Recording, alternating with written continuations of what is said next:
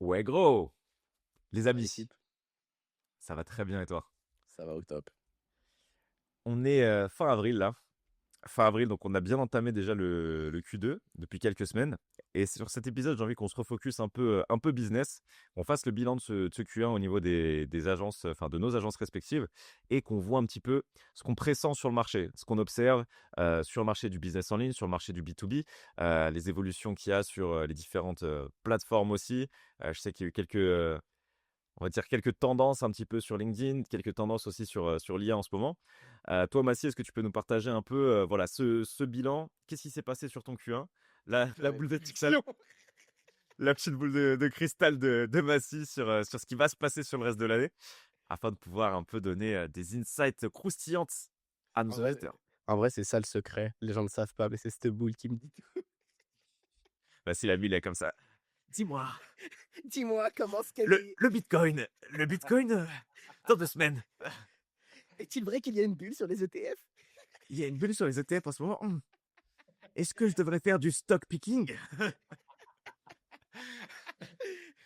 Elon Musk, fais-tu partie des reptiliens?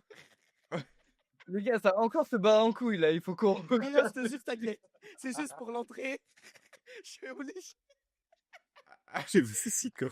Allez, c'est parti. Aujourd'hui, on va parler business. Je vais un peu moins déconner qu'habituellement. On va moins déconner que les deux derniers épisodes parce que c'est vrai qu'on a cette tendance-là où on s'apprécie, donc on fait du dérapage. C'est aussi con que ça. Bref, vous viendrez passer des soirées chez nous quand on sera tous super bien. On a déjà des belles maisons, on vous invitera, on sera une belle bringue et on aura le temps de déconner pendant ces moments-là. Là, l'idée, c'est de revenir sur le centre du sujet, donc reparler un peu croissance, chiffres, data, plein d'éléments. En plus, moi, je suis dans une partie de ma scalabilité particulière, on va dire ça comme ça. Euh, j'ai volontairement appliqué de la décroissance. Ah, nouveau sujet. Ça- Pourquoi on n'a pas commencé par ça? En vrai, je viens d'y penser. J'ai décidé volontairement de ne pas stagner, mais de reculer pour mieux sauter. Développe. En gros, on était at scale, on était only sur les recos à 100K monthly, avec une marge nette à 99%, donc c'est sympa. Mais c'est pas agréable. C'est pas agréable parce que, bah, évidemment, sur le temps de delivery que mes clients avaient l'habitude d'obtenir, sachant que je suis très généreux, il y avait moins de débordements, d'accord?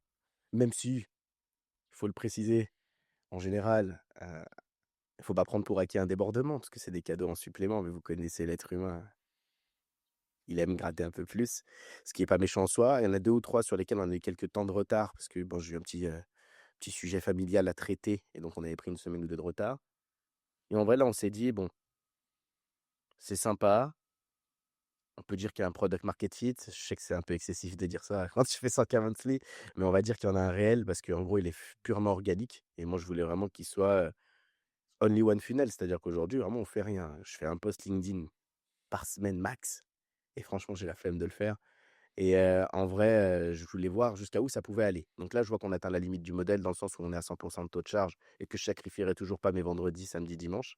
Donc on a décidé d'appliquer un choix mutuel avec mon associé qui est aussi ma femme, une décroissance. Qu'est-ce que ça signifie? La majorité des boîtes, 99,99% des boîtes qu'on connaît, décroît quand ça ne va pas. Parce qu'en fait, c'est le marché qui les fait décroître. Normalement, jusque-là, j'ai perdu personne. La réalité, elle est un peu tout autre. Je pense que comme dans le sport, pour surperformer, il y a un moment, il faut ralentir. Ralentir, c'est pas stagner, parce que stagner, c'est maintenir le même niveau. Déjà, c'est rester dans une zone de confort.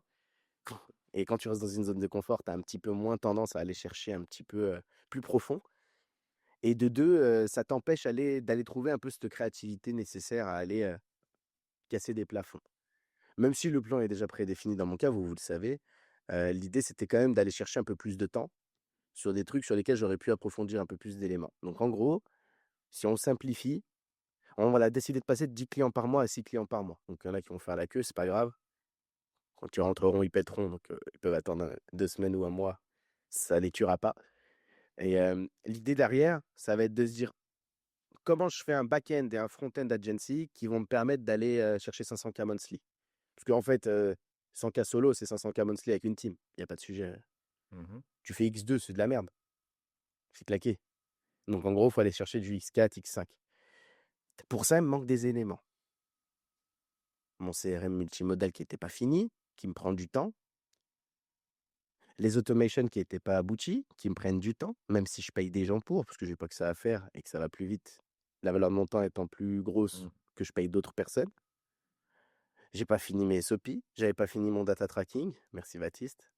J'avais pas fini mes onboarding des collaborateurs sur la partie AM, et ça c'est pas bon.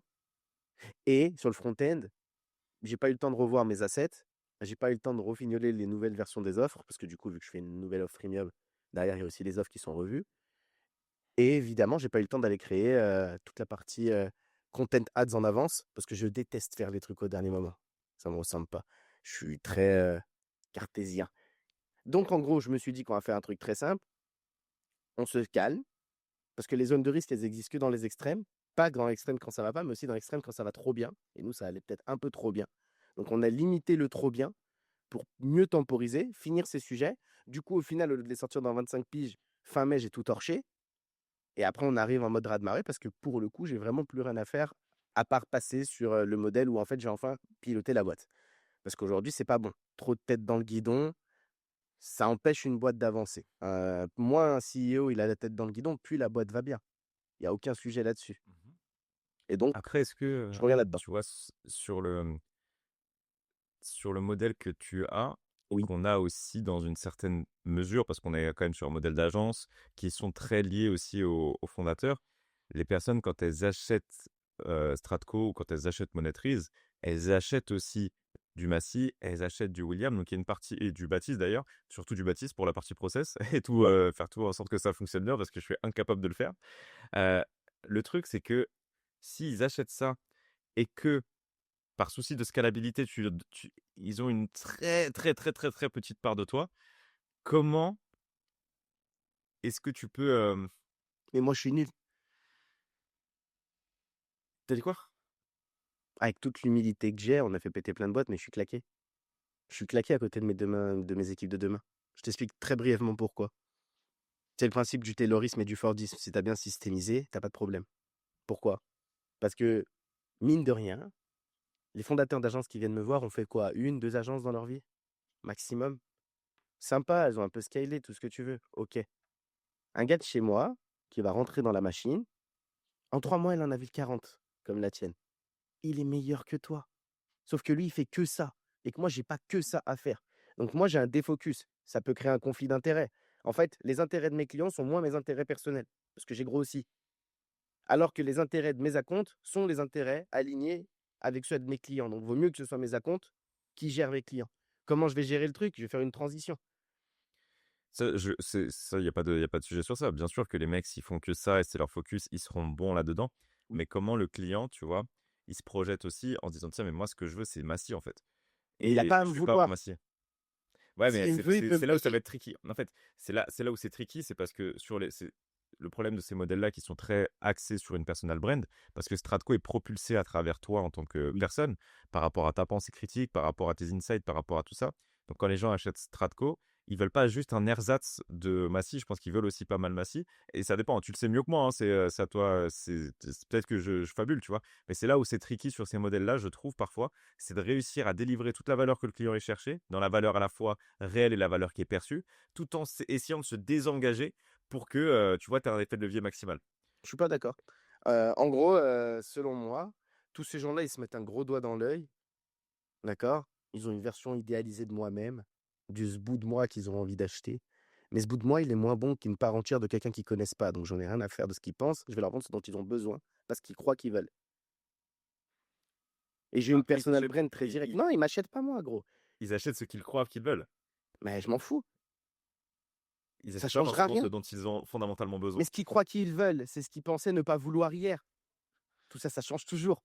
En Hmm. gros, ce qui compte, c'est juste qu'on arrive à communiquer sur ces sujets. Moi, je sais que ça aura aucun impact négatif dans le sens où, si je devais te donner un peu de matière, ces gens qui pensent me vouloir, pas de souci, ils pourront y accéder. On va surpricer, il n'y a pas de sujet, parce que le temps de ma valeur, il a décuplé. Ils n'auront pas les moyens de s'offrir ça. Il y a un moment donné, quand tu vas Je te donne un exemple tout con, tu vois, mais il faut aussi se reposer des questions assez simplifiques. Quand tu achètes Alex Hormozy, tu achètes pas Hormozy. Il te raconte pas sa vie, lui, du matin au soir en one-to-one. Donc, calmez-vous, ça sert à rien de croire qu'on achète le Founders. Le Founders, c'est le meilleur CEO de sa boîte. C'est pas le meilleur pour délivrer votre putain de boîte. Donc, en gros, apprenez un truc. Le système, il est meilleur que le Founders. Et ça, je vais bien l'expliquer. Et justement, je suis en train de faire la transition en compagnie branding, donc il n'y a pas de sujet. Ils apprécieront Massy. Ben, la meilleure version de Massy, c'est ce qui a infusé dans la boîte. Parce que ma version à moi, si c'est moi qui te drive, elle est moins bonne que si c'était mes équipes. Mmh. Après, c'est peut-être une croyance que j'ai aussi. Ouais, je pense. Hem, c'est, le biais de sur de la strat pure et dure. J'ai l'impression que quand on est avec Baptiste, en call strat où vraiment il y a ce côté, tu vois, où tu es dans l'état de flow avec le client, j'ai l'impression que même un mec que je forme, il aurait pas forcément, même si je lui donne tout ce que je pense savoir et tout, il y aurait pas forcément l'étincelle qu'il peut y avoir lorsqu'on prend un call comme ça. Mais je pense que c'est peut-être de l'ego C'est un aussi, tu biais. vois? C'est un biais parce qu'en Je fait, pense si que tu le fais faire c'est un pendant il y a un 3 peu mois, d'ego. regarde, imagine le volume. Moi, par exemple, sur 3 mois, ils vont avoir géré peut-être 30-40 agences. Sur 30-40 agences, ils sont meilleurs que genre 99,99% des fondateurs d'agences. Il n'y a aucun sujet. Donc, ils sont forcément plus avisés que nous. Peut-être un tout petit peu moins que toi, William, plus Baptiste simultané. Et ça, c'est pas réellement vrai parce que vraiment, si tu recrutes quelqu'un qui a une façon de penser, j'ai bien dit, et pas uniquement de la compétence hard, il sera forcément meilleur. Parce que vraiment, dites-vous que lui, il va penser qu'à ça. Mmh. Mais tu vois là où, c'est peut-être, mon passé, de créatif qui s'exprime. Ouais, je Dans le pense. sens où, tu vois, hem, tu peux prendre, dans un studio, tu peux prendre 2 ou 3 très bons musiciens, mais si tu les prends individuellement, même s'ils sont tous très bons, tu auras pas la même chanson qui va sortir. Ouais, mais on fait pas de l'art. Ouais, mais tu vois, il y a c'est sur la vision d'une stratégie marketing, L'art, il par exemple. s'exprime dans ta com. Oui, oui, mais tu vois, dans ce qu'on propose dans la partie scaling, il y a quand même toute une vision de comment on travaille ton persona, pourquoi ça, comment on s'adresse à lui, c'est quoi les meilleures façons de s'y adresser. Donc, il y a une forme quand même, et c'est pour ça que je kiffe d'ailleurs ce qu'on fait, il y a une forme de créativité qui est entremêlée avec ça. C'est pas juste du process pur et dur. Du process pur et dur, c'est duplicable à l'infini parce que c'est Mais la justement du créativité, process elle est pur et dur. duplicable. Regarde, j'accompagne tellement d'agences créatives qui avaient ce même problème. En fait, pour moi, c'est pas logique parce que je le fais tous les matins. C'est peut-être pour ça aussi que je me suis déconnecté du monde normal. Les gars, les agences créatives que j'accompagne, elles viennent, elles me disent tout le temps, le fondeur, il commence toujours par impossible que je fais faire à des gens ce que j'arrive à sortir de ma tête. Puis, on processise, on standardise, on automatise, on luxifie l'expérience. Puis là, il se dit, vas-y, en vrai, maintenant j'ai trop de taux de charge, je suis obligé de recruter. C'est classique, hein. C'est que à ce moment-là, il a envie de vomir qu'il le fait. C'est parce qu'il n'en peut plus, tu vois. Donc quand ils le font, ils se disent toujours qu'il va y avoir une baisse de qualité. La réalité, elle est tout autre. La créativité, en fait, c'est des vibes. On n'a pas tous la même expression de la créativité, mais on a tous les mêmes vibes de créativité. Donc tu fais une bonne vibe plateforme en interne et les gens vont comprendre dans quel sens exprimer la créativité de la brand. Parce qu'en fait, la créativité aussi, en réalité, elle a une forme. Si je te dis Van Gogh, tu reconnais un Van Gogh. Sa créativité, elle a une forme. Mmh. C'est Ouais, c'est juste qu'on a possible. l'impression qu'on n'a pas envie de lui en donner. Mais en réalité, si, alors si on va dans l'extrême, in fine, c'est reproductible et les IA seront capables d'ailleurs de reproduire des styles créatifs qui pourtant seraient des génies, entre guillemets, créatifs. Mmh. Donc en fait, ça se reproduit, c'est juste que l'humain, il a un peu d'ego sur sa créativité, puis c'est là où ça touche à la limite, à la frontière du truc. En réalité, il y a des gens qui sont meilleurs que nous, point. Moi, j'ai tellement pris l'habitude de ça que je me prends plus la tête et je vais juste recruter des gens meilleurs que moi sur certains aspects. Mmh. Après, évidemment, il y a des gens qui sont bien meilleurs que Bat ou que moi ou que toi sur n'importe quel sujet, mais je sais pas ce que tu en penses, toi, Bat, sur ça.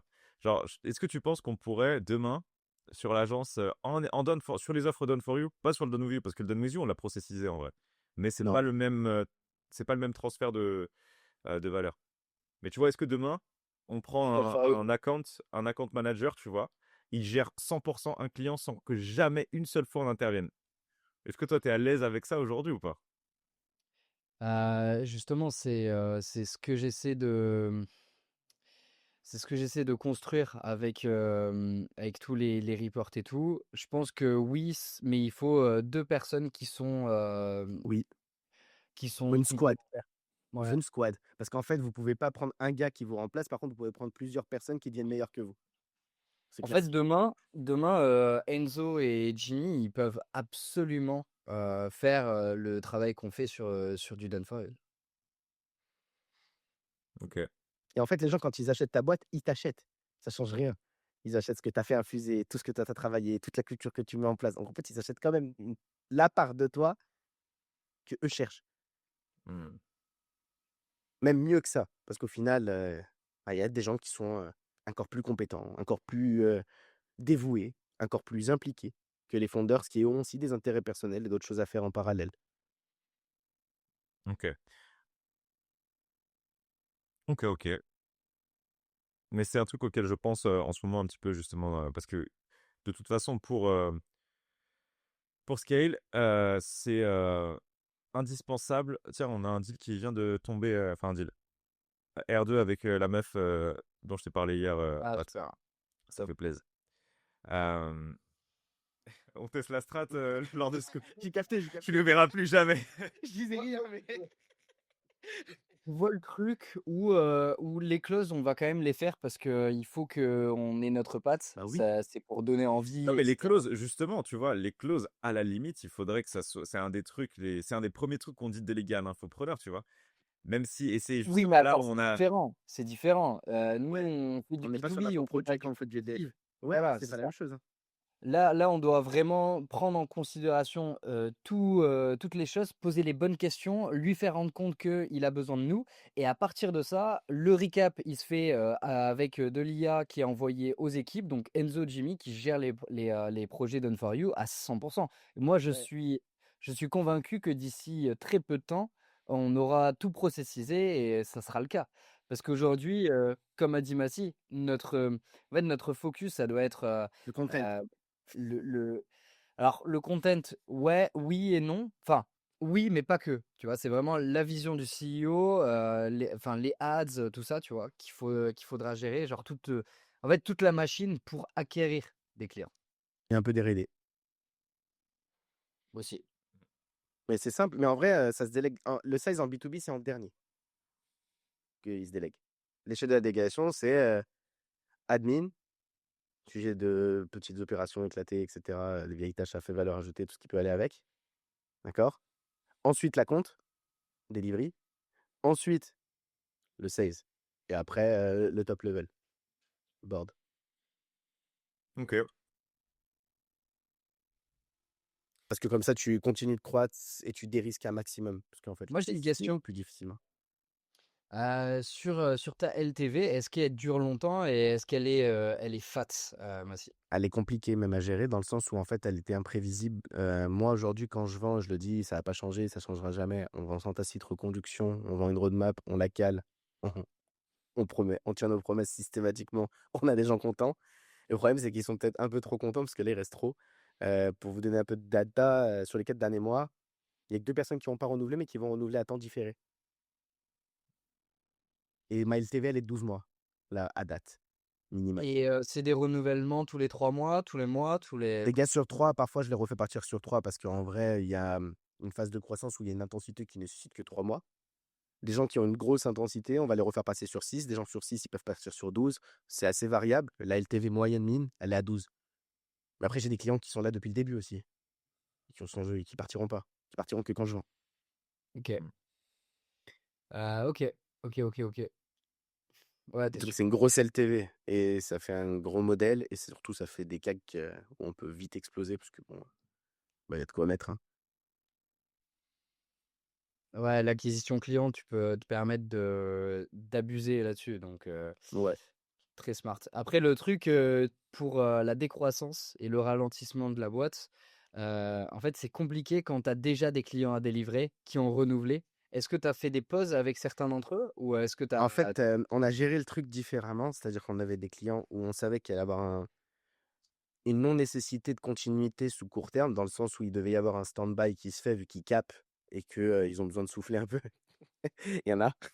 Donc en fait, je leur ai proposé de souffler, là où je sais qu'ils auraient quand même continué, tu vois, en toute transparence et ça a permis de alléger de la bande passante pour pouvoir reprendre derrière avec les bonnes personnes au bon endroit et cetera. Ok, Vous êtes stand-by et après reprendre. Ok, ok. ouais, Ouais, super. C'était smart parce que quand tu décrois et que tu te concentres sur processiser et que tu as encore la tête dans le guidon, c'est impossible à gérer. non, ouais, Et ça marche le pas. truc que je vois, c'est William qui est vraiment en contact des équipes day-to-day, qui est sans arrêt notifié de messages, de trucs, toujours des choses à faire en soi. Et ouais, exactement. Mais non, mais c'est vrai. Et ce qui est, c'est le pire truc pour un fondateur. J'étais en train de regarder hier soir une vidéo de Charlie Morgan. Faut toujours se rappeler d'un truc. Et ce que j'avais appris, mais c'était il y a 7 ans avec Sam Ovens, c'est cette notion de distraction et de focus qui est tellement importante. Genre, par exemple, toutes les notifications, ça doit sauter pour un CEO. Les réseaux sociaux, ça doit sauter quand tu es un CEO. T'as pas besoin de regarder ce que font les autres pour t'inspirer parce que c'est là où tu bloques. C'est quand t'as plus ce Ta brouhaha créativité à toi, en gros. voilà, que ta créativité, elle ne ressort pas en fait. Donc D'accord. tout ce qui est YouTube, il y a des extensions Chrome, tu vois, que tu peux installer. Tout ce qui est email, tu dégages ça. Tout ce qui est following sur les réseaux, ça dégage. Tu dois te concentrer seulement sur l'intention que tu portes sur ce que tu as à faire. C'est-à-dire que c'est pas quelque Exactement. chose qui vient à toi, mais c'est toi qui as décidé d'aller voir ça. En fait, tu deviens une impulsion, mais tu deviens pas la réalisation de cette impulsion. C'est comme ça que tu es un bon CEO. Parce que si tu n'es plus, si tu es la réalisation, tu peux pas être l'impulsion. C'est antinomique, ça marche pas. Si tu es au day-to-day, bah, tu vas voir les problèmes du day-to-day et tu vas les Ouais. prioriser, c'est humain. Ça marche jamais. Le mec qui porte la vision, il crée des problèmes positifs, hein, c'est pas des, il n'y a pas de problème négatif dans cette histoire. Et c'est pour ça que c'est intéressant de monter. Mais moi, ce qui m'énerve là dans ma semaine, dans ce qui arrive, c'est que je sais que je vais bosser moins, entre guillemets, moins directement dans l'opérationnel. Je vais avoir peut-être une journée de création de contenu max parce que vraiment, on va s'investir d'un coup et on va envoyer full. Je vais avoir une journée, je pense, d'encadrement managérial, prestataire et tout ce qui peut aller avec. Maximum aussi, je suis généreux. Et le reste, c'est que du tranquille. Il n'y a rien à faire, quoi. Un peu de gestion d'imprévu et tout ce qui peut aller avec. Et les quelques clients avec qui on conserve une relation parce qu'on a l'habitude de travailler avec eux et que du coup, Mm. c'est ultra efficient. Mais si tu regardes bien, même là-dedans, ce qui m'énerve, il y a encore l'encadrement managérial. C'est pour ça qu'il faudrait que je cale des C-level rapidement ensuite. Parce que ça, c'est Ouais. une perte de temps. Et que tu es encore dans un peu le day-to-day. Tu es un peu éloigné du day-to-day, mais C'est tu pas un corps penses quand stratégique. même Bah, au problème du day-to-day parce que c'est le manager qui te fait remonter. Enfin, parce que c'est les. exactement. Ouais. C'est pour ça que je dois Ex- caler ça rapidement pour ne plus avoir à m'en soucier et vraiment me mettre que sur qu'est-ce que ça doit devenir. Et j'ai une question pour toi. Tu vois, dans l'agence, là, donc on a plusieurs offres. On a Done for You, où on recrute et on manage des sales teams et on crée toute l'infra, on gère toutes les automatisations pour des boîtes, des infopreneurs et on les scale, on fait tout pour eux. Eux, ils ont juste à nous envoyer du lead et derrière nous, on les convertit, on donne des consulting marketing avec des reports, tout ça. Donc ça, c'est la première offre. Deuxième offre, c'est du done with you. Ça veut dire qu'on va conseiller, c'est que sous forme de consulting avec un peu de done for you où on va faire des mises en relation. Mais on va pas coacher et manager les équipes commerciales. Ça, c'est Ok. le deuxième modèle. C'est un modèle one shot où il n'y a pas trop de. En fait, on continue pas, la LTV reste assez faible comparé à ce qu'on peut avoir sur des clients done for you qui nous payent parfois plusieurs centaines de milliers d'euros euh, par an. Ok. Donc ça et ensuite on a un modèle, élite, c'est qu'on forme tout simplement des closers. On a une formation, avec des associés, donc Enzo, Charles, on est ensemble sur le projet et en fait ça c'est un modèle qui est extrêmement scalable. C'est ce qu'on a l'habitude de faire, c'est les clients, on les accompagne, on fait du consulting pour scaler ce genre de projet. Ça peut aller très vite, très fort et très facilement, on peut ne plus avoir d'opérationnel sur cette partie-là. Oui. Et je voulais Je te vois savoir, venir. qu'est-ce que tu penses de ces modèles-là? Et d'après toi, parce qu'il y a cette notion de the one thing, tu vois, que j'adore littéralement. Et à chaque fois que j'ai repris du focus, que j'ai repris de la concentration sur un seul truc, bah là, je les scale. En fait, ce qui est intéressant en fait, déjà, il n'y a pas de bon ou de mauvais modèle. Ça, c'est un débat humain Pas de mauvais. bonne ou de mauvaise situation. Oui, c'est une Ça fait première avant chose. qu'il le rencontre. Et déjà, il s'est cassé carrément. Il faut, mais il faut caler ça parce qu'en vrai, je pense que c'est important déjà de mettre le contexte avant d'apporter la réponse. Ensuite, on va attendre mon petit bat parce qu'il va poser la question, je vais lui répondre. Là, les gars, Bali, c'est pas la meilleure connexion. C'est terrible quand même. Il y a beaucoup Ouais. d'avantages. Moi, ça me chaufferait bien d'aller vivre là-bas, mais un des freins, c'est le fait que la connexion, même Bat, il paye littéralement le truc le plus cher à Bali pour avoir la meilleure connexion possible. Et tu vois que ça lui coûte une blinde en plus hein, par mois. Mais Exact. malgré ça, Ah, C'est malgré c'est ça, nul, c'est. c'est nul. Merde, putain. Ouais. Je suis remis. On t'inquiète, on est là. Euh, On t'attend. euh, On t'entend pas Mais juste. à deux. Parfait. Bat, il va prendre un Starlink bientôt, là, je le sens. On lui a dit la que- dernière fois, c'est une vérité, il faut faire ça. Non, mais c'est insupportable, mec. Ma Wi-Fi, elle saute comme ça. Ça le fera, t'inquiète, c'est pas dérangeant. Tiens, je vais te répondre parce que c'est une question très intéressante. Petite Déjà, comme je dis, c'est avec Oli. Attendez, petite précision, c'est que le programme qu'on a en interne où on forme des closers est valuable et on a un gros unfair advantage parce que on accompagne des clients en Done for You et que ce sont des clients très prestigieux, voilà, comme Nassim Saïli et d'autres. Donc voilà, il y a ce transfert aussi qui est important à prendre en compte dans la balance. C'est grave intéressant. Déjà, on remet en contexte, il n'y a pas de bonne ou de mauvaise décision. Et il n'y a pas de bon ou mauvais modèle. Parce qu'il faut remettre le contexte à ça. Parce qu'en fait, les gens pourraient prendre nos dires pour acquis. Et je déteste communiquer d'une manière qui pourrait être trompeuse pour autrui ou pour l'auditoire. Donc, première chose, c'est chacun son contexte. C'est une bonne première chose. Je vous connais déjà un peu plus, donc ça aide. Deuxième sujet. Tu sais, c'est une question qu'on m'a même posée à moi, hein. Là, pour le coup, je lance une formace. Ça coule, hein. Ça coule tout seul, comme on dit. Il y a toute la proof, il y a déjà du réseau, il y a déjà les éléments. Il y en a plein qui me l'ont demandé. J'ai fait un post, j'ai eu 70 demandes. Donc, déjà, juste avec un post, j'avais 70 ventes. Je pourrais le faire. La question à se poser, c'est qu'est-ce qui va servir le plus ton intérêt et ta vision pour comprendre quel est le modèle que tu dois focus. Ensuite, il faut se dire, dans ces 3 modèles, est-ce qu'il y en a un qui est 100% délégable? Au point où c'est tellement délégable que c'est comme si ce business, c'était une muse pour moi. Si c'est le cas sur le dernier, vous pouvez le garder. Si c'est pas le cas, c'est à discuter. Le dernier, on l'a délégué à 98%. Voilà. Donc je vous connais, c'est pour ça que je vous dis ça. Je vous connais un peu. Dans ce cadre-ci, c'est une fausse question. 2% de votre temps, vu la scalabilité potentielle, on les garde. Ah ben, regarde, la problématique est la suivante. Ça veut dire que là, ce qui fait que l'offre est très sexy, c'est qu'on a ce côté garantie un peu de mise en relation parce que derrière, ça vient servir.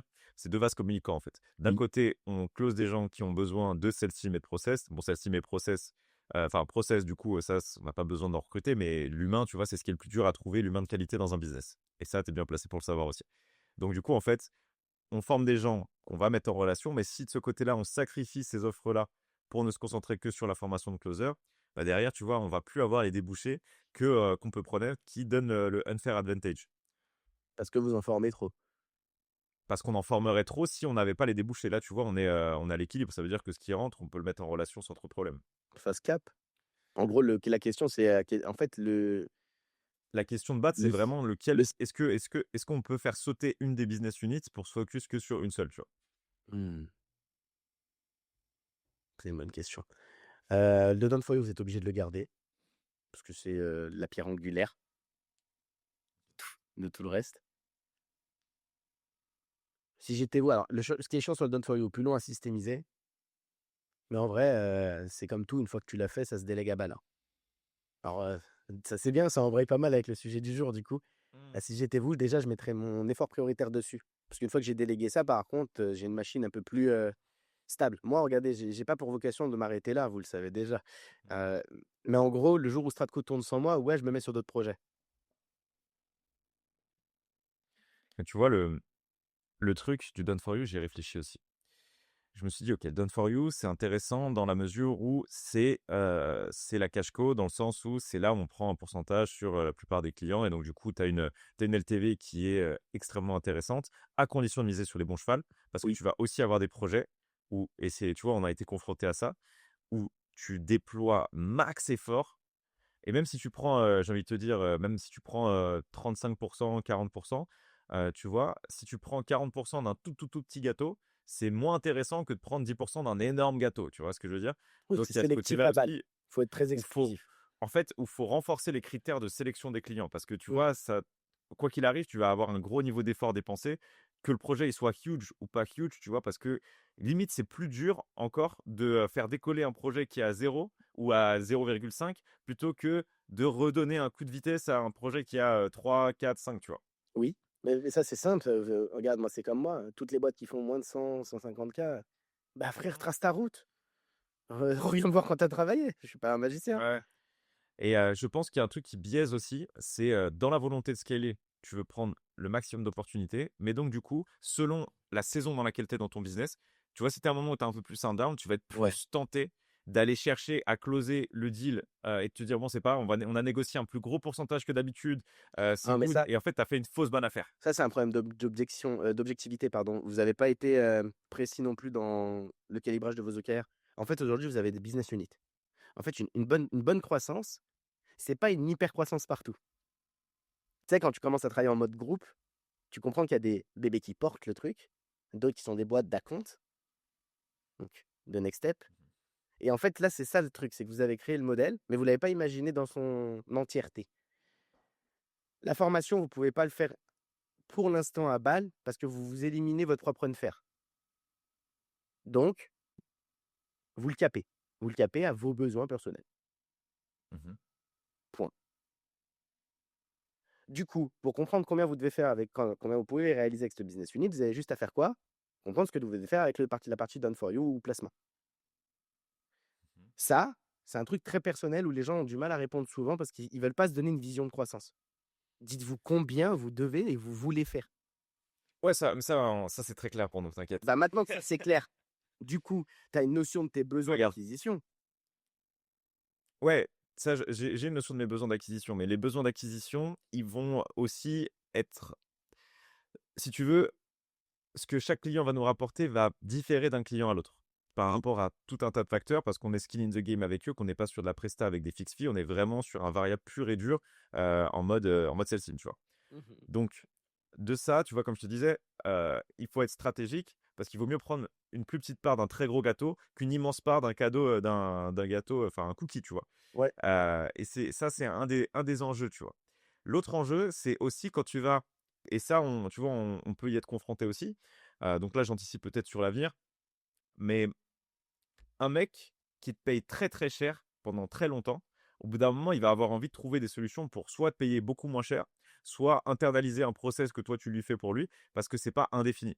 Ça veut dire que quand tu travailles avec un gros ou que tu scales un gros, bah, au début, peut-être que je te dis une bêtise, s'il te payait 5-10 000 euros par mois, même si ça représentait un pourcentage important, la valeur absolue relative à ce que tu apportes, elle est cohérente. Par contre, la valeur absolue du pourcentage, quand ça Elle se représente, dilate dans le temps. ouais, tu vois, ça se dilate trop. Ça veut dire que quand il doit t'envoyer des grands 80 000, 100 000 balles, bah, le Et mec, ça, il peut se dire, bon, bah, là, ça, justement, ça en pique fait, fort, tu vois. c'est ça qui est marrant. C'est que c'est contre-intuitif, mais c'est la faiblesse du modèle. C'est-à-dire, quand on fait du fees, on cache plus flow, mais on risque plus LTV. Mhm. Quand on pratique un modèle plus light sur le pricing, on doit chercher peut-être un peu plus de volume, mais on capitalise sur la sécurité du modèle. Il est périn. Ou alors, l'autre solution, c'est de caper, Oui, tu vois, caper le pourcentage, tu vois. tout con. Accepter qu'on gagnera moins, même si on rapporte plus. Parce qu'en fait, on gagne pas moins. Si on gagne plus longtemps, on gagne plus. Hmm. Votre jeu, c'est combien de temps les gens restent. En fait, trouver le break-even où les gens, en fait, ils se disent, ça y est, à ce moment-là précis, c'est mieux que j'internalise. Parce que ça coûte X. Et c'est simple. Leur raisonnement, il est biaisé depuis le départ. C'est qu'en fait, ils vont juste réfléchir à si j'externalise, ça me coûte X. Si j'internalise, ça me coûte X. Vous avez donc la structure des coûts de ce que vous êtes capable d'apporter à des gens pour qu'ils n'internalisent pas une partie de ce process. Donc, vous vous dites, moi, mon cap, il est là. Dans tous les cas, dans ce cap-là, vous êtes sûr qu'il reste avec vous parce que même s'il ne vous le dit pas et qu'il va réfléchir tout seul dans son coin, il va se rendre compte que les chiffres parlent plus en votre faveur et il restera. Hmm. Ouais. C'est classique sur les modèles moi, que j'accompagne où il y a du fils, c'est comme ça qu'on capte. On accepte de gagner moins sur le court terme, mais beaucoup plus sur le long terme. Et quelqu'un qui travaille avec vous 6 mois de plus, c'est aussi quelqu'un qui vous recommande plus. En vrai, vous gagnez beaucoup plus à garder des gens qu'à pricer des gens. Mmh. Ouais, donc l'idée, c'est ne pas chercher à surcapitaliser sur un client Non. en étant trop court-termiste et plus Surtout que avoir maintenant, vous avez un modèle plus stable. en C'est pas le KPI, lancement. plus avoir la LTV, fondamentalement la LTV, plus que la valeur monthly de ce qu'on peut Ouais. récupérer. Bah, un mec qui Ok. rachète ta boîte, est-ce qu'il regarde la valeur monthly de tes ventes? Non, ils sont tapent un de ton panier moyen. Il te dit: «C'est quoi ton CAC? C'est quoi ta LTV?» Après, il fait ses calculs parce que tout le reste, ça a pas de valeur. C'est ce qui en découle. Donc il y a ça Yes. et surtout, le fait de, ne plus avoir, à gérer la partie interne du done for you. Si on arrive avec des Exactement. process à processiser tout ça, derrière, on a juste l'acquisition client, et il nous suffit de très peu de clients au final pour être, très profitable si la machine C'est ce que moi je fais. Hmm. Je te Mais reprends le après, modèle, regarde, je suis en train de le faire pendant 4 mois, j'ai fait que ça. la problématique, tu vois, une des problématiques structurelles à ça, c'est que quand tu vas négocier avec ton client, tu vas établir un pourcentage, tu vois, de ce que toi tu vas récupérer du profit, par exemple. Nous, on est skin in the game, on base le pourcentage sur le profit pur. Mmh. Le truc, c'est que si tu veux te désengager un maximum de ce client-là, dans ce profit pur, tu vas devoir mettre des middle managers, tu vas Ouais, tu devoir des mettre éponges, Ouais, éponges à mais donc profit. du coup, en fait, ce qui va se passer, c'est que le profit réel du client, avec le niveau de risque et le niveau d'emmerde que tu peux avoir, si c'est pour prendre, genre vraiment, genre 3000 balles par mois, entre guillemets, je caricature, hein, ça sera jamais aussi peu, mais tu vois, tu te dis: «Est-ce que c'est worth tout toute cette machine et tout ce En risque-là?» tu fait, vois? c'est là, ça devient intéressant, c'est que tu vois ton offre done for you comme un modèle beaucoup trop, pas assez sélectif justement. Heu, En grossissant, tu as de la proof. En ayant de la proof, tu attires des gens et les gens que tu attires, ça doit pas être les plus petits. Le problème, c'est qu'en fait, en grossissant ce modèle-là, il devient de plus en plus élitiste. Vous allez avoir très peu de clients, mais ils seront beaucoup plus connus. Ils auront donc une vraie part du gâteau à vous apporter. Parce que là, de ceux que toi, tu es en train d'évoquer, William, c'est des gens où bah, on prend pas grand-chose. Bah, en fait, c'est juste parce que leur modèle, il est pas aussi bon que le modèle des gros infopreneurs ou autres sur lesquels, en fait, nous, on est en capacité de travailler. On a fait nos preuves. Donc, il y a même pas de Mmh. sujet sur, en fait, cette offre done for you. Et pour tous ceux qui ne veulent pas ça, c'est un problème de riche. Tu créeras une offre un peu plus standardisée pour eux. Tu auras moins de coûts, plus de marge. Et puis, tout le monde sera content. Mais ça, c'est le problème de demain. ouais, c'est ça. C'est tu Ouais, dégages je tout. pense un des challenges qui sera mené à bien plutôt cet été, je pense. Parce que là, on est dans la phase où bah, tu sais, on va chercher du résultat. Bourré. Genre là, vraiment, là, je sais que je suis beaucoup trop opérationnel en ce moment. Genre, mec, en ce moment, Trop. il faut aller sur le terrain, aller dans les tranchées. Mais là, je suis trop dedans. Genre là, vraiment, je sais que du coup, ça me fait perdre un edge que j'avais encore il y a quelques semaines, quelques mois, en étant un petit peu moins dedans. Mais parce qu'on a accepté on a accepté d'aller à la guerre. Genre là, on est à la guerre avec Dars. Ok. Genre moi, tous les jours, c'est la guerre là. C'est la guerre parce il y a des problèmes multipliés par plusieurs scénarios différents par rapport aux clients qu'on accompagne en ce moment. Ok. Et du coup, c'est ce qui me fait perdre cette capacité à structurer parce que comme je dois trop régler, éteindre des feux, je peux pas avoir le pas en arrière, prendre le temps de structurer parce que le feu, il est en train de brûler, tu vois. Donc si je construis une cabane et qu'il y a déjà le feu, bah, même la cabane que je suis en train de construire, elle va prendre feu en même temps, tu vois. Donc là, je pense que ce travail, ça sera lors de la phase de ralentissement là, de juillet-août. En général, c'est un peu plus calme et vraiment réussir à mettre en place ce côté beaucoup plus scalable et d'aller donner de la responsabilité, donc donner de la confiance et de la responsabilité à une personne qui serait, tu vois, la vision. En gros, là, moi, je suis sur à peu près ouais, 4 clients en même temps sur des équipes, genre de closer plus setter, tu vois. Bien Et costaud. dans l'idée bien costaud, avec toutes les problématiques de lancement afférentes aux Pour ceux qui ne customers. le savent pas aussi, il faut préciser, William, il s'occupe de la partie sales. Elle est très chronophage. D'accord? Parce que les gens peuvent se Ah dire: ouais. «Ouais, 4 clients, ça va». Parce qu'ils connaissent pas les notions du delivery. Non, non, Non, 4 team sales, les non. gars, il y a du taf. J'ai 4 équipes de closers, donc plus des setters, Plus ça. revoir tous les process avec eux sur quatre niches différentes, avec 4 enjeux de niches différents, avec 4 tu vois, stratégies d'acquisition un peu différentes, Il a 4 avec boîtes. ouais, Compte le en coup. gros, c'est comme si, ouais, en Ouais. gros, c'est comme ça. C'est comme si j'avais été embauché Par 4 j'ai boîtes. 4, voilà, et en fait, j'ai 4, voilà, littéralement. j'ai 4 jobs en même temps. 4 head of sale, ok? Comme ça donne un peu la visibilité aux gens. Donc, tu sais, sur un, il n'y a pas de souci. Genre, je peux faire ça, mais easy. Mais par contre, là, tu multiplies la charge de travail par 4, ça commence à piquer un petit peu et du coup, tu peux perdre ta capacité à te verticaliser. Et dans l'idée, ce que j'aimerais avoir, c'est des account managers ou des référents par équipe qui soient en capacité de gérer tous les problèmes que moi, je dois gérer.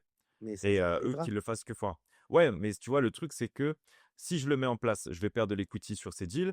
Est-ce qu'aujourd'hui, on est dans une logique où je peux me permettre de perdre de l'equity sur ces deals Ça par dépend de ta marge rapport nette. à la force de frappe qu'on peut avoir en ayant plus de cash à disposition avec base sur la trésor pour investir sur des as et tout, tu vois. Donc, il y a pas mal d'enjeux, hein. Là, en fait, ce que vous devez faire, c'est juste vous reprenez vos finances. C'est un truc tout con, c'est simple à faire, d'accord? On recalcule l'équation de rachat de son propre temps pour comprendre déjà combien on vaut. Là, On c'était le croit, truc de la dernière fois avec Slip. ouais, on croit qu'on sait combien on vaut, mais il faut le faire.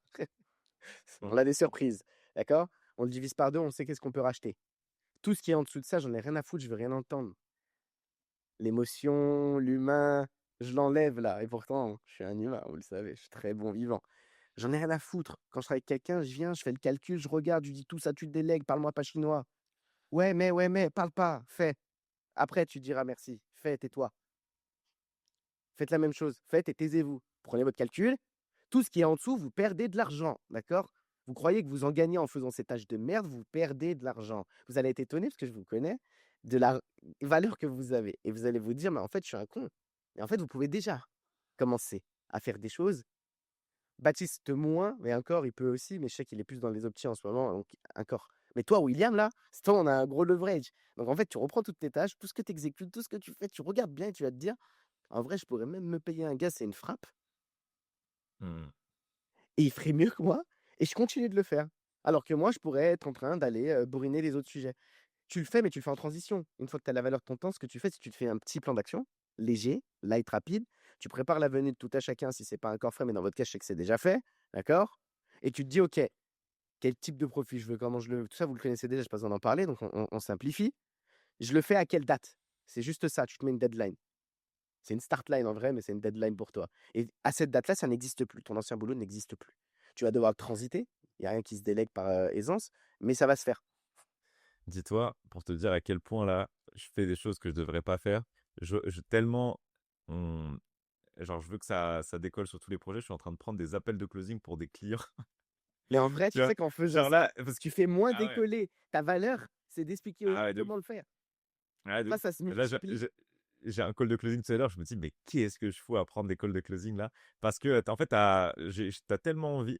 Là, je pense que l'association que je fais, qui est une mauvaise association, et que, tu vois, des fois, c'est intéressant parce qu'il y a des trucs que tu sais, t'as validé, Oh oui, ça mais fait longtemps que tu les feras pas. un contexte peut faire en sorte que malgré le fait que tu le saches, tu une action qui soit contradictoire par rapport à la théorie que tu sais que tu as déjà appliquée par le passé. Ouais. Tu vois? Et donc là, du coup, je me retrouve à prendre des appels de closing. euh, Parce que tu vois, j'ai une closeuse qui est partie. Du coup, j'ai pas envie de recruter un nouveau closer dans la team par rapport au volume d'appels qu'il y a pour le moment parce que je sais que dès qu'il revient lundi, c'est reparti. Donc là, tu vois, sur la fin de semaine, je vais prendre quelques calls. Euh, D'ailleurs, c'est drôle parce que j'ai dit à l'équipe qu'il y avait une prime en jeu cette semaine-là. Et ça se trouve, c'est moi qui vais la prendre parce que je veux plus closer. On verra, mais ça serait quand même énorme. Ouais. Euh, C'est mais ça serait intéressant. contre-intuitif. Mais ça serait contre-intuitif, tu vois. Le but, je fais pas ça pour prendre mes propres. Après, mais Un regarde, très bon aide, c'est il sait que aller sur le il terrain, sait redescendre. avec, aller à la guerre avec son armée, c'est quelque chose qui paye et qui est valorisé par l'équipe. Mais c'est pas le rôle d'un C'est ce que CTO. j'allais dire. Ouais, ouais. J'allais dire, le truc, c'est que tu t'es comporté comme le Dirco, mais pas comme le founder. Mm, mm. Et c'est bien, Ouais, hein, ouais, non, mais ça remobilise. Je dis pas que c'est pas à faire. En gros, c'est pas mauvais ce qui se passe dans le fond, parce que l'équipe aussi, bah, ça lui remonte son standard. Parce que tu es meilleur que la majorité de tes représentants, ça c'est normal. Et donc, tu leur montres aussi que, bah, quand même, hein, il y a encore un peu de marge, on peut faire mieux. Et ça, c'est pas dégueulasse. La réalité, c'est ce qu'on doit se dire à ce moment-là, c'est est-ce que c'était à William de le faire ou est-ce qu'il y aurait dû avoir quelqu'un qui le fait à sa place? C'est quelqu'un qui aurait dû le faire à ta place. Donc, maintenant que ça a été fait, parce que là, c'était fait par scale, on doit toujours apprendre de ses erreurs, on en fait tous les jours. On se dit, ok, je l'ai fait là, peut-être que je vais devoir le faire pendant 2-3 mois parce que je vais tirer jusqu'à juillet avant les vacances d'août, mais après, c'est mort. En septembre, je fais plus ça. ouais, non, c'est clair. Et Sam Ovens, C'est clair. il avait fait ça, il expliquait lors d'une conférence que, son équipe sales, elle était un peu down, tout ça. Du coup, Il était redescendu. il a pris 5 calls 5 closes d'affilée, 100% de taux de conversion. Et il a montré à l'équipe. Et donc, même sur un forme de CEO, après, là, c'est pour Microsegment. son projet à lui. C'est pas pour les projets de ses clients. Donc, ça, c'est encore, c'est différent parce que du coup, tu es le founder du projet. Et voilà. Mais en tout cas, c'est une bonne. Je dirais pas que c'est mauvais. C'est pas un mauvais signe qu'on envoie aux équipes de faire ça. Il faut juste pas Non. faut minimiser un maximum ça, tu vois. Euh, Ouais, fais-le pas tous les matins non, jamais. tous les jours. Rentre pas ça dans un rituel. Et dis-toi surtout, ok, là je l'ai fait, je vois bien que ça me fait perdre en fait en efficience sur les autres sujets qui potentiellement apportent plus de valeur à ma boîte. Parce qu'en fait, on est fondateur. Donc, un directeur co, ça apporte de la valeur. Ça à son poste. Donc, c'est incroyable qu'il le fasse et c'est nickel. Un founders, bah, il perd sur d'autres éléments sur lesquels il devait aller. Et c'est là où tu dois te dire, ok, c'est pas grave. De toute façon, dans tous les cas, il y a toujours un peu de sacrifice et de la déperdition, hein. Rien n'est parfait. Juste comment je fais pour que là, d'ici septembre, tout est nickel, c'est réglé. Ouais, bien Point. sûr. Mais c'est qu'en plus, ça crée un biais parce que, comme là, tu vois, genre, je sais que je suis sous l'eau, ça peut me rendre enclin à ne pas aller chercher à closer de nouveaux deals Bien parce sûr. que je sais déjà que je suis surchargé. Et donc, du coup, ça devient le goulot d'étranglement du business. Le biais du founder, ce qu'il veut plus vendre parce qu'il a il a trop la tête dans le guidon et qu'il il se dit que derrière, ça va moins assurer, etc. Ah, tu mets des sales, ils vont pas se poser cette question, hein. Ils vont envoyer. Ouais, non, c'est clair. C'est clair, c'est clair. Donc, ouais, non, bah écoute, intéressant. Et ce qui est intéressant, c'est que c'est des trucs que tu sais. Genre, fondamentalement, je le sais, ça, c'est des trucs que tu mets déjà en place. Faut se le Mais rappeler. tu as vite fait parfois de te désaxer un petit peu. Et là, tu vois, l'association que je fais, c'est que si, genre, vraiment, je donne tout, ça peut que fonctionner. Mais en fait, c'est donner tout sur les bons leviers. Parce que Oui. là, oui, si je donne tout, je sais que ça peut fonctionner, mais à plus petite échelle, tu vois, on va dire sur des business units séparés versus avoir le gros levier au-dessus avec Bah ouais, regarde, les bons si gars tu donnes et tout, là donner. mec, si tu donnes tout sur la créa contenu, tu deviens une rockstar de YouTube. Pour de vrai, c'est où est-ce qu'il va se placer le levier et encore une fois, C'est quel est le meilleur levier en fonction du moment de croissance de ta boîte et de quoi ta boîte a le plus besoin à l'instant T. Ça, c'est ton rôle. ouais, là pour l'instant, le levier, ça va être de sortir complètement de l'opérationnel de la partie sales parce que tu as aussi Ouais. le pattern de se dire, ok, vu que toi, euh, et je le pense sincèrement, c'est que il n'y a pas de meilleur head of sales pour recruter les bons talents, les placer, leur donner les bons feedbacks au bon moment pour qu'ils puissent performer lors d'une période de lancement et que derrière, après, on place un head-off. C'est ce qu'on a toujours, Ouais. en fait, on a toujours fonctionné comme ça. C'est William qui va au terrain, qui est auprès des équipes, qui va sélectionner les équipes. Une fois que l'équipe est bien en place, que le lancement s'est bien passé, bon, ben là, on se permet de recruter. Sauf que en faisant ça, là, on a signé 4 deals d'un coup. C'est très difficile de gérer. En fait, c'est pas réplicable.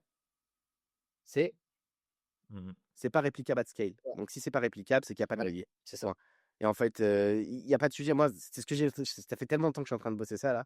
C'est pour ça que je vous le fais avec genre, je le balaye d'un revers. Parce que je vous évite les réflexions. Elles servent à rien. Elles sont toutes faussées. Déjà, elles sont biaisées par ce qu'on vit. Comme le dit. Mais ce qui est bien, c'est qu'il y a tellement de recul sur lui-même qu'il te le dit. Il te le dit. Ouais, je sais qu'il faut pas le faire, mais je le fais, je suis à fond dedans. Ouais, bien sûr. Donc, c'est Oh, cool. ouais, Il l'a capté. Mais en vrai, oui, c'est pas à faire. Parce que regarde, imagine demain, t'en rentres 8. Ah, il peut pas. Donc, est-ce que. En gros, regardez, c'est la théorie du Ouais. 80-20. Vous prenez un gars, il est à 80% aussi bon que William. D'accord? Les 20% qui restent à faire pour qu'il devienne aussi bon que William. William les fait à sa place.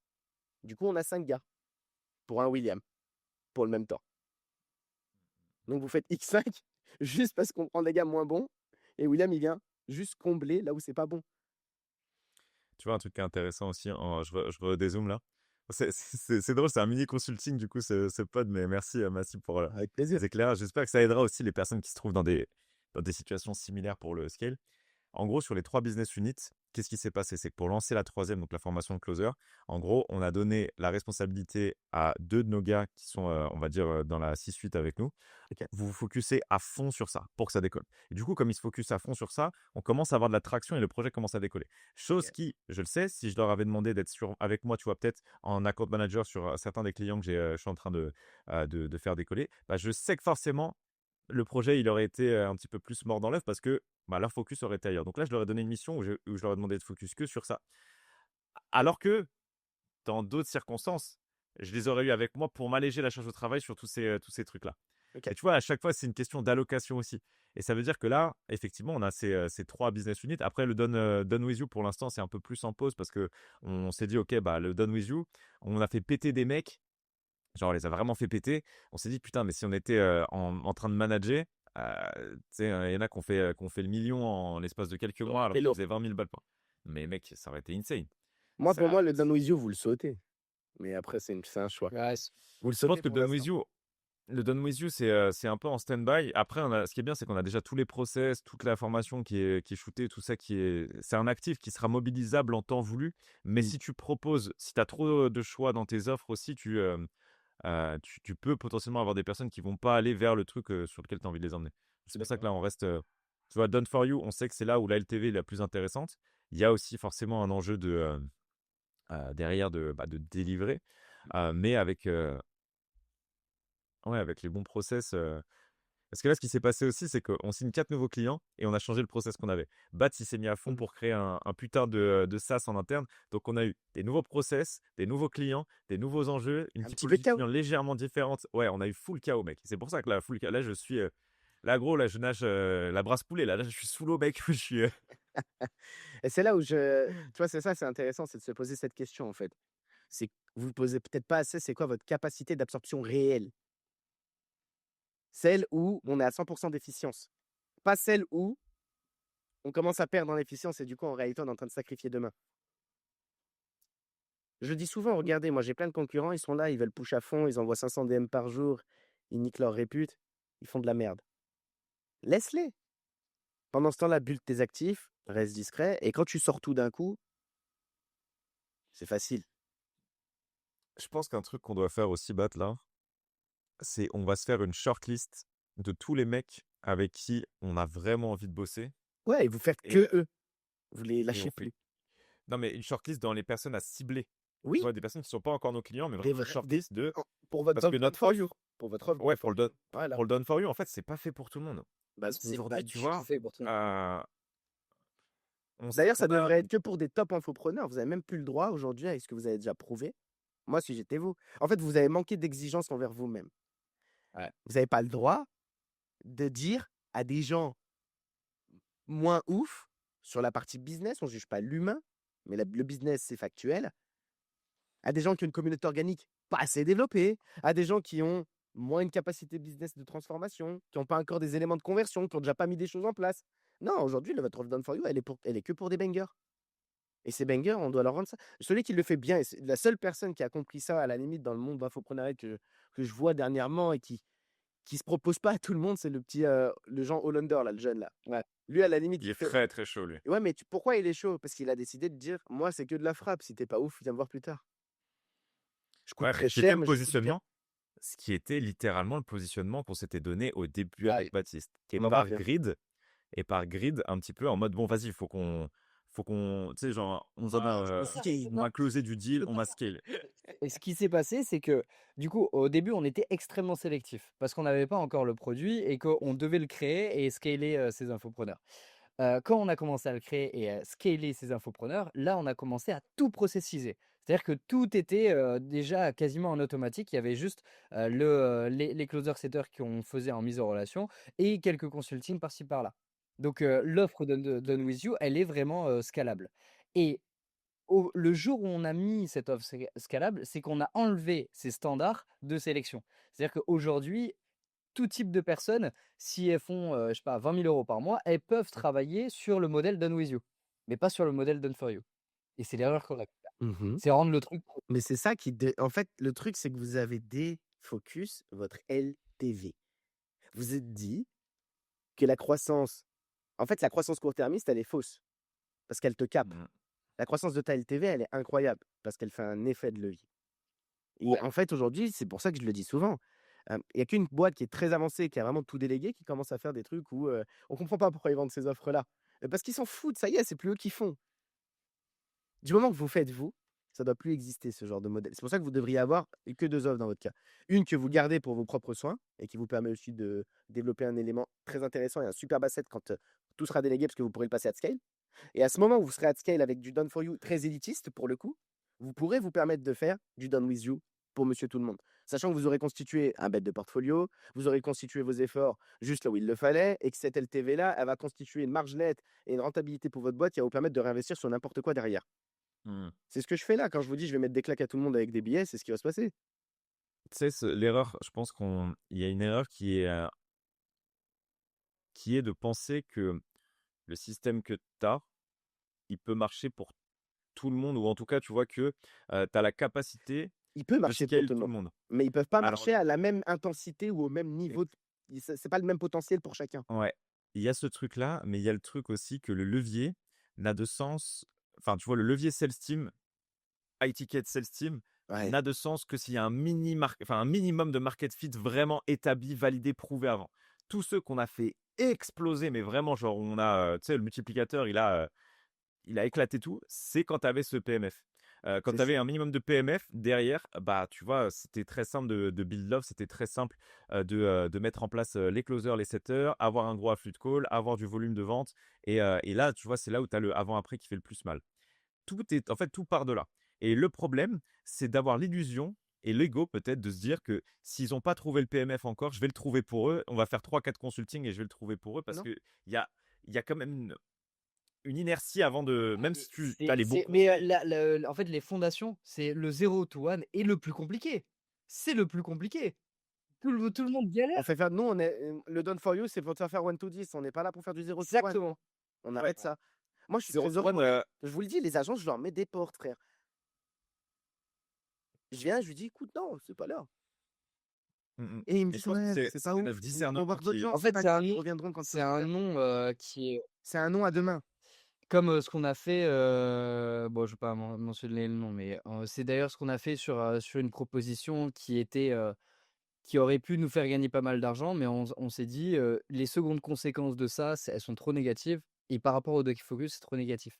Et aujourd'hui, on a accepté, enfin, il y a quelques semaines, on a accepté des deals un peu par défaut sur ça. Mais donc là, ce serait se reconcentrer complètement sur des deals qui sont Il n'y a valués. pas de sujet.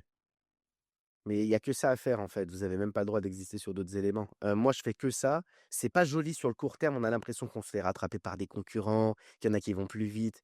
Mais c'est pas vrai. Parce qu'une fois que tu as la grosse boule de neige, tu vas rouler sur tout le monde. C'est easy. Faites-le. Et c'est ce qu'on, moi, dans les grands groupes, en tout cas, c'est ce qu'on m'apprenait à faire par le passé. On me disait, tu sacrifies 2 ans, mais dans 2 ans, on roule sur tout le monde. Donc, en fait, tu t'en fous. C'est arrêter. C'est la fenêtre de la comparaison, en fait. C'est le scale. Le scale, c'est un mauvais mot. Je le disais tout le temps. Vous vous rappelez? C'est un mot qui est mal employé. Ouais, je te fais scale. Non. Toi, tu me fais cramer mon avenir. Le bon scale, c'est que celui qui sacrifie pas le demain. Et parfois, il te fait faire des décisions qui semblent contre-intuitives, mais c'est les bonnes.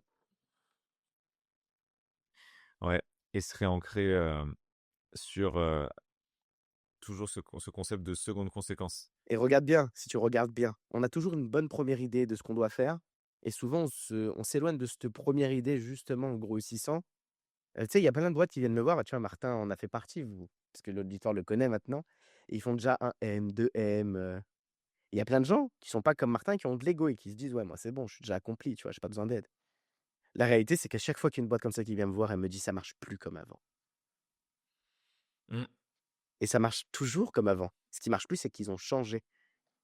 Et moi, je regarde, je fais un comparatif très bref. Dans les agences, c'est simple, ils créent tous du contenu. Donc, je prends un truc d'il y a 1 an. Je vois que ça parle que des clients, il y a de la proof, ça avance. Je prends un truc 1 an plus tard. Ouais, on accompagne une marque chez QVMA. Ouais, on fait ça. Mais tout le monde s'en branle. D'accord? Qu'est-ce que tu apportes à tes clients? C'est ça que les gens veulent voir dans ta com. Donc, en fait, tu as changé. Tu es devenu le héros de ton histoire. Et quand tu es le héros, bah, il n'y a personne qui te push. Il n'y a personne qui va venir avec toi. Les héros de notre histoire à nous, là, on est dans du service, c'est toujours nos clients. Et les héros de votre propre Très histoire juste. aussi, c'est toujours la bonne backstory. Et votre backstory, vous l'avez fait évoluer. Elle n'a pas changé, la backstory, elle n'a jamais changé. On ne change pas le passé, on change le futur. Putain, Massi, j'ai l'impression que tu es dans un vestiaire à la mi-temps. Ouais, c'est le passif, ça. Tu connais. J'étais capitaine avant. Incroyable. Vas-y, du coup, les gars, Faites ça. c'est vraiment, tu vois, merci parce que ça remet un peu les choses en place et ce petit podcast-là, il permet de prendre de la hauteur parfois. Là, c'était pile poil un moment montgolfière, tu vois. Genre, on est monté tout en douceur pour observer ce qui se passait en dessous. On arrive un peu sur la fin. Oui. J'aimerais bien, Massi, tu nous, et on va après, donner la parole à Bat et je terminerai sur un peu, c'est quoi tes prédictions, toi, aujourd'hui? On va dire à l'échelle du marché un petit peu plus, tu vois? Si on dézoome peut-être de ta boîte, peut-être sur ton marché à toi, le marché des agences ou, des choses que tu pressens là sur, ce deuxième trimestre 2025. Deuxième trimestre, semestre? Ouais, les trimestres. Ouais. Semestre ou trimestre, comme tu veux. Allez, semestre si on va être plus large. On est déjà en mai, c'est pour ça que je dis ça, c'est le quasi-mai là. Ouais. Si on prend large et si on voit d'ici la fin de l'année, la réalité, elle est que 90 des boîtes qui n'ont pas atteint leurs objectifs à fin mai, dans tous les cas, elles atteindront pas leurs objectifs à fin de l'année. Parce qu'en réalité, elles comptent sur un rush, mais le rush se passe jamais comme prévu.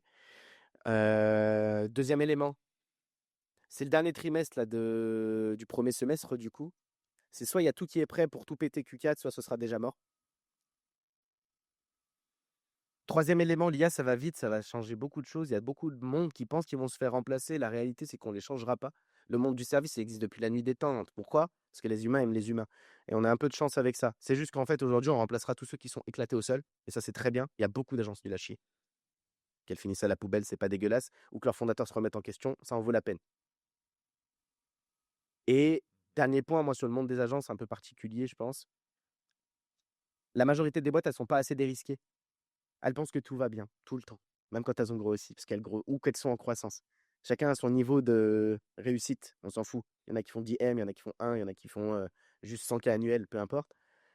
La réalité, elle est un peu différente, c'est qu'aujourd'hui, ils sont tous dépendants d'autres systèmes, d'autres sujets qui sont plus macroéconomiques, et que la majorité des agences, alors qu'on a la possibilité de le faire aujourd'hui, elles songent peut-être pas assez à la diversification de leur portefeuille ou à commencer à aller chercher des territoires un peu plus internationaux, ne serait-ce que francophones pour celles qui ont la barrière de la langue. Et ça, c'est un gros problème pour une agence parce que du coup, quand la France va pas bien et qu'elle va augmenter la pression fiscale, qui va en payer le prix? Les boîtes de la fin de la chaîne, donc les clients de ces agences-ci. Et donc, elles devraient tout apprendre à plus créer des douves économiques plutôt que de penser à scaler. Parce que c'est bien sympa de se dire qu'on va faire plus. Ce qui est bien, c'est aussi de conserver ce qu'on a déjà. Très Voilà. pertinent. Ok, carré. Parfait. Bats. Moi, je pense que de plus en plus sur le Q2, les gens vont se créer des problèmes parce qu'ils veulent des outils via l'IA. Alors qu'en vrai, on n'en a rien à Ouais. foutre. En fait, est-ce que c'est résous ton problème et s'il y a de l'IA qui peut intervenir et te faciliter et t'alléger le travail, dans ce cas-là, oui, c'est smart. Mais il ne va pas te créer des problèmes pour faire interagir de l'IA dans ta boîte. En fait, c'est complètement con. Donc il y a ça. Et je remarque un autre truc, c'est cette, dimension de distraction qui est toujours au max, sur tous les réseaux sociaux et cette notion aussi de créativité. C'est-à-dire qu'aujourd'hui, tu dois plus avoir d'éléments, des milliers d'éléments qui t'arrivent dans la gueule tous les jours. Tu dois vraiment te concentrer pour faire ressortir ta créativité. Arrête d'être sur les réseaux sociaux, arrête de recevoir 10 milliards de notifications, arrête tout ça, arrête de te comparer et c'est là où tu vas vraiment Ouais, pouvoir putain. afficher ton message clair et net sur ton marché et la valeur que tu apportes. Ouais, putain, c'est pertinent là. Le pauvre William, on le laisse dans la merde. Et merci pour ce podcast, les gars. Allez, on se retrouve à la semaine prochaine. Non, vraiment, en plus, je partage tous les avis de Baptiste à 1000%. Ouais. Ah, On putain, part tous. c'était. Ça crée des Putain, pauses. j'aurais dû passer un premier bordel de merde. Alors, ma prédiction. Prédiction. Les barrières à l'entrée, que ce soit sur la création de contenu, que ce soit sur les business models différents qui existent, n'ont jamais été aussi basses. Du coup, il n'y a jamais eu autant de nouveaux entrants.